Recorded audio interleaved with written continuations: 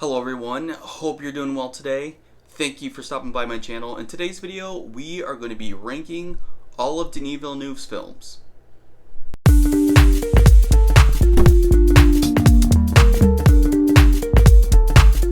Hello everyone, my name is Josiah. Thank you for coming to my channel today.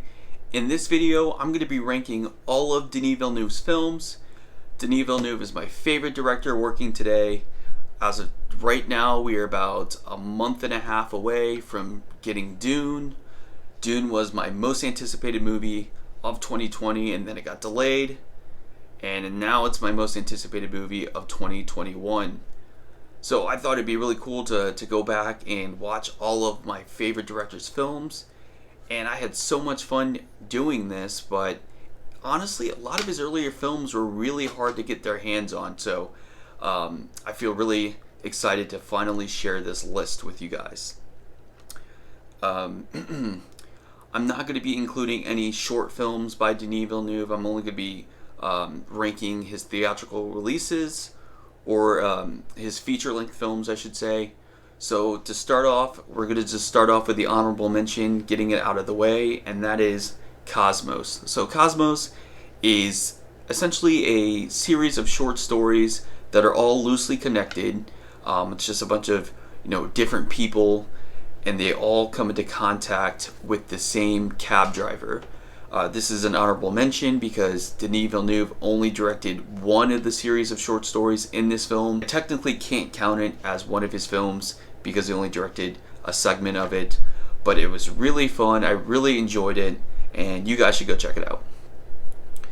But finally officially getting to the list. Coming in at number 9, we have Polytechnique. Polytechnique is a dramatized depiction of the Montreal Massacre in 1989. This movie is told from two different viewpoints. The first viewpoint is of the misogynistic school shooter, and it really dives down into why he's doing what he's doing and why he feels the way he does. And then it also is told from the point of view of another male student in the future, as he's reflecting on the past with regret over the fact that he didn't really do anything to stop the school shooter when he had the chance. One of my favorite things about this movie was learning about the 1989 massacre in Montreal. I'd never heard of that before. I didn't know that that was a thing. And so it was interesting to learn a little bit more about history. But it's coming at number 9 because this isn't really something that I'm entertained by. Yes, I learned a thing or two, but school shootings aren't entertaining to me, and it's really such heavy subject matter. That's why it's coming in last on my list. Coming in number 8, we have Maelstrom. So the thing about this film, it was actually really hard to get my hands on this movie. It wasn't available for streaming anywhere. I couldn't find it uploaded to any sketchy websites. And it wasn't available to purchase on Amazon or anywhere online. But fortunately for me, I reached out to one of the professors I had in the past, and he looked into the film department's archives, and he actually found a copy that he let me borrow so I could watch it. I was so excited. And Maelstrom is a movie about a young woman who's like the daughter of a model, a famous model.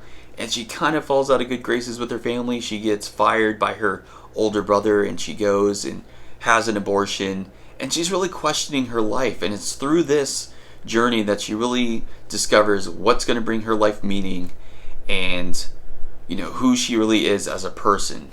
And this was a very interesting film. I thought the acting was really great. The story was very unique.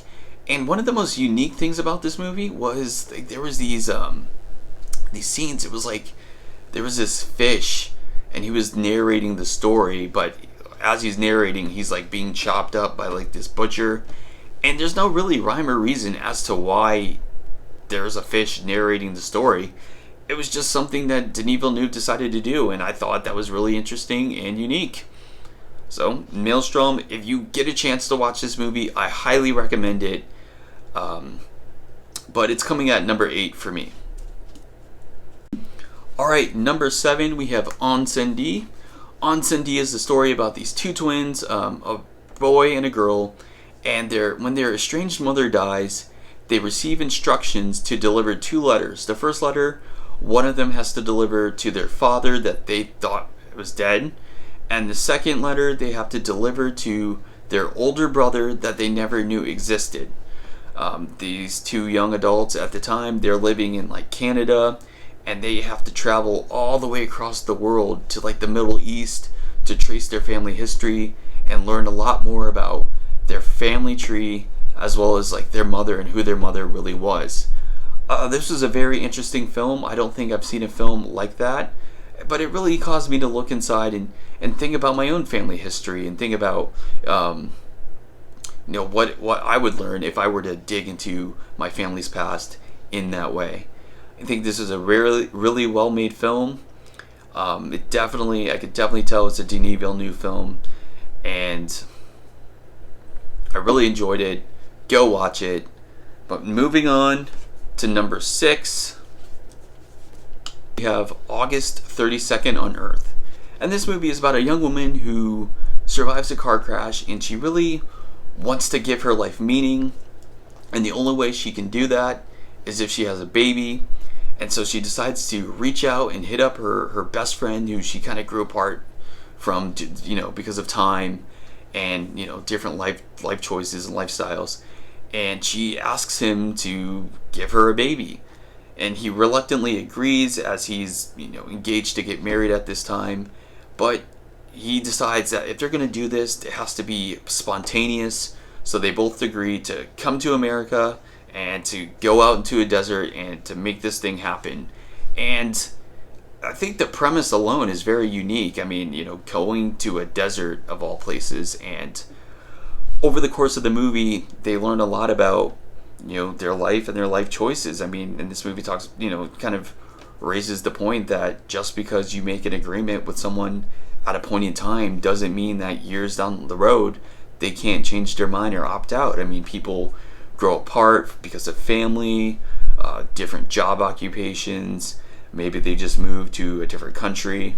There's so many different things in life, and just because you make an agreement at one point in time doesn't mean that time stops at that moment.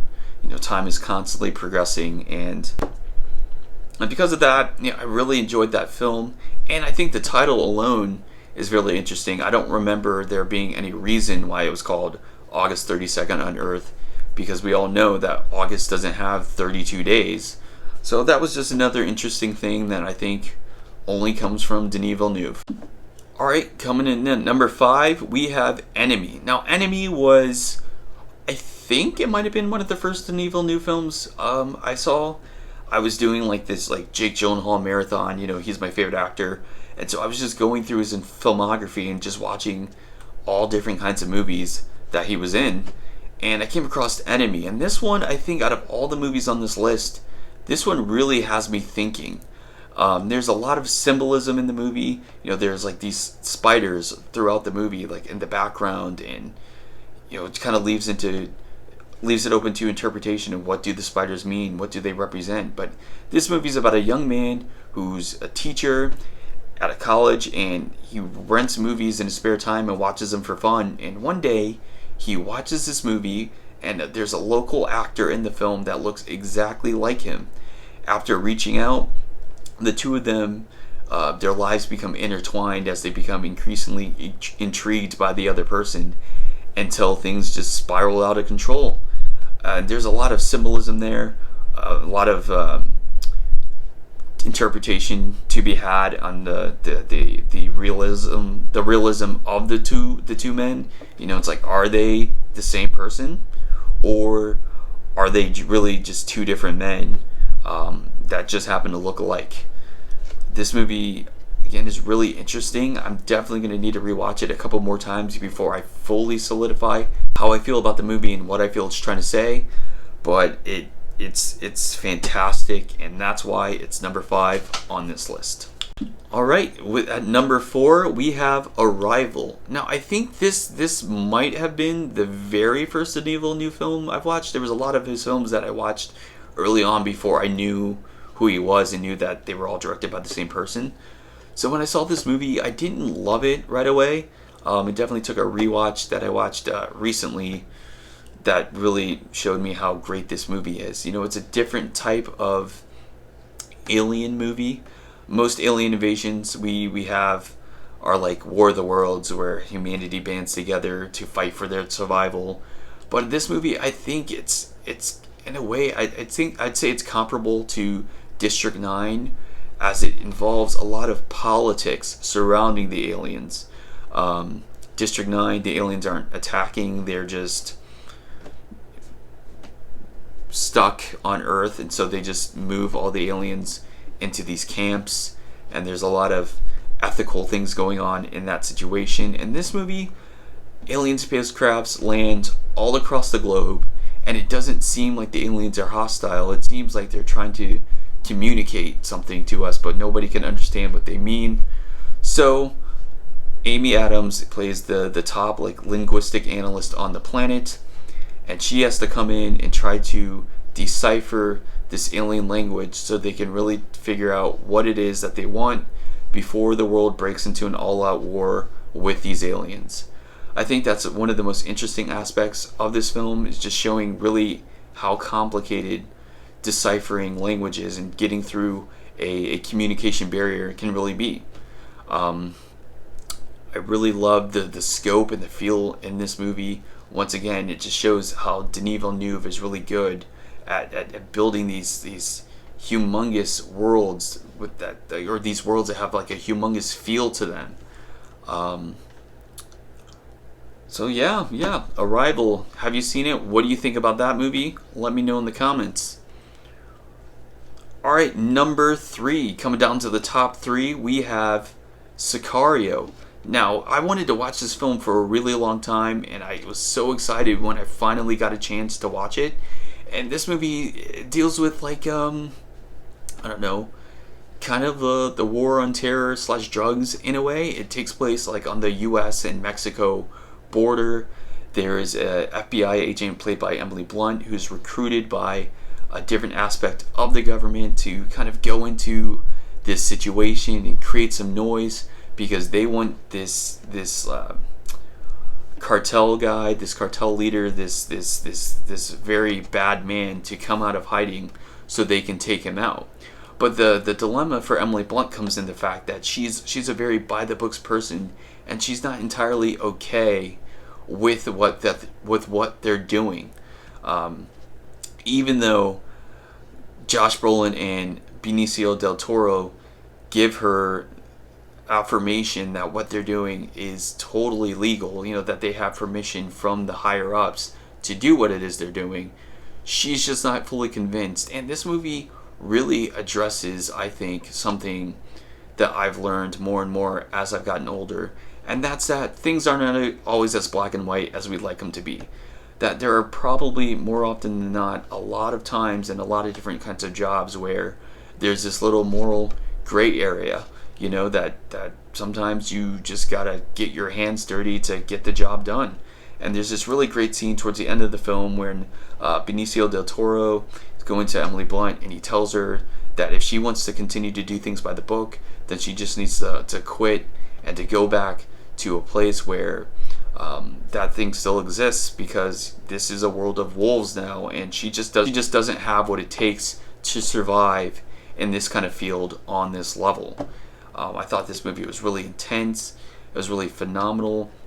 It's definitely a slow burn movie, but when the action gets going, it really gets going.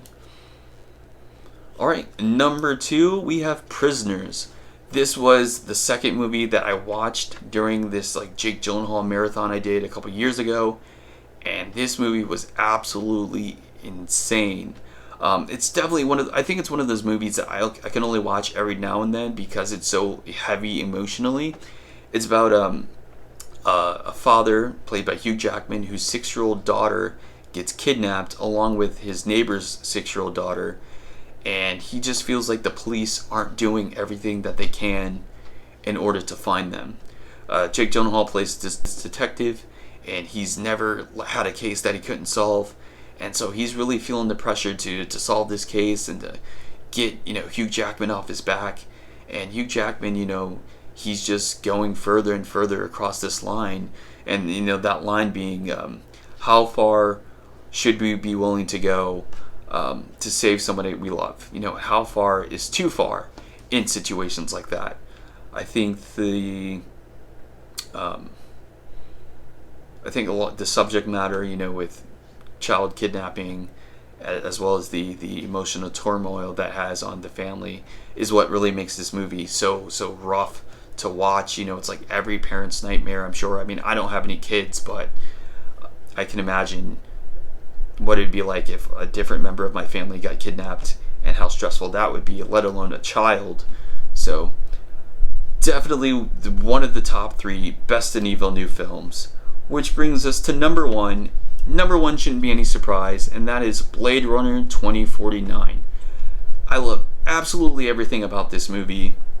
I love the cinematography, just the world that they built, how big it feels 30 years later in the universe that Blade Runner was in. I love the relationship between the characters and all of their dilemmas as they're wrestling with you know, justifying their existence, as well as the existence of this other very mysterious figure, which is apparently a child that was born by 2 replicants, which isn't something that is supposed to be possible, but it seems like it is. And I could talk about this movie on and on and on and on for like hours, but I'm going to keep it short. It's my number 1 favorite Denis Villeneuve film, and that concludes this list, this ranking. What did you guys think of this list? How many Denis Villeneuve films have you seen? What is your list? And if you like this video, make sure you give it a thumbs up and subscribe, and I will see you guys next time. Thank you.